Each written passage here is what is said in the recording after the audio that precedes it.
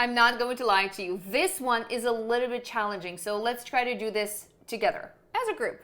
So the following text is adapted from Henry James's 1818 novel, Washington Square. Excellent.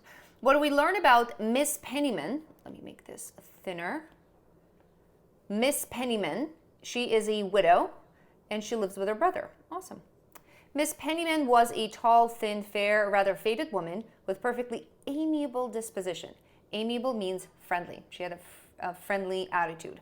A high standard of gentility. Gentility is another vocabulary word. Gentility means being gentle in terms of her manners. A taste for light literature. Light literature, think about like beach reads. And a certain foolish indirectness and obliquity of character. So indirectness and obliquity, those are very similar. Obliques are the muscles that are kind of like crisscrossed on your abs. So obliquity of character, that means that she was straying away from the norm. She had foolish indirectness. She had foolish obliquity of character. She had a passion for little secrets and mysteries.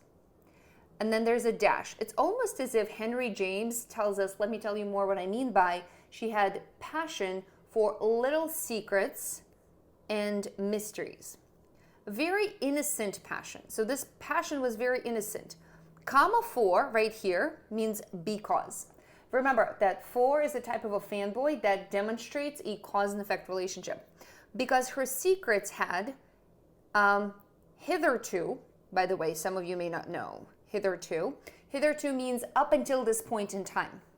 And there's another word that SAT sometimes uses, and that one is hithertofore. So take this word and then add for. Hithertofore means from this point on. Personally, I've had to deal with a divorce in my life, and there was a word hithertofore in my divorce paper, which said, from this point on, you two are divorced. Hithertofore. Because her secrets had hithertofore always been as unpractical as addled eggs. Addled eggs basically are non-viable eggs. This is when, don't quote me on this, but I think it's when the egg white and the egg yolk, they mix together and they become spoiled. That means like a little chicken cannot come out of an adult egg. So here he says, she had a passion for little secrets and mystery, very innocent passion. Because her secrets had, up until this point, had always been just as unpractical as spoiled eggs. So they have been, innocent. She was not absolutely voracious. Voracious, please do not confuse voracious with voracious. Voracious, with an O, means to be a avid reader. Like you could describe someone, oh, I'm a voracious reader. It's only March and I already read 74 books. But veracious means very truthful. She was not absolutely truthful, semicolon but, which is something you would never use on the SAT's grammar section, right? Semicolon but. But this defect, which defect? The fact that she wasn't always truthful was of no great consequence. It wasn't a big deal. Again, comma for, because she had never anything to conceal. She had nothing to hide. And now let's take a look at the answer choices. Pause if you want.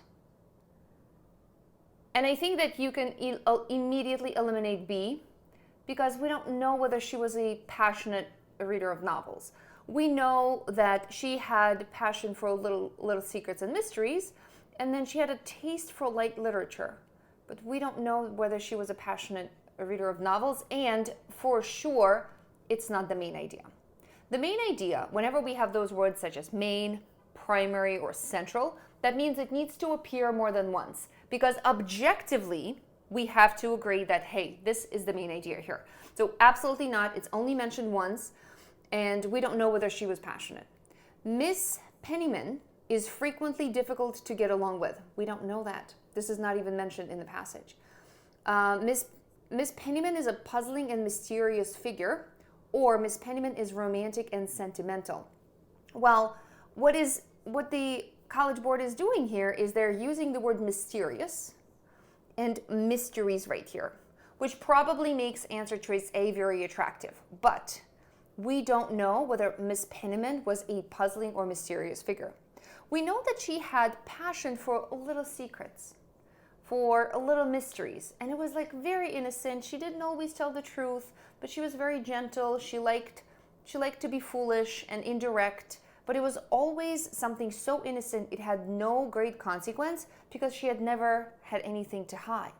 So if she was puzzling and mysterious, then it would have been a lot more pronounced in the passage here. And it isn't. I know the word mystery could be attractive, but she was romantic and sentimental. Because look at the word little secrets and mysteries, and it was an innocent passion. And then she had a taste for light literature.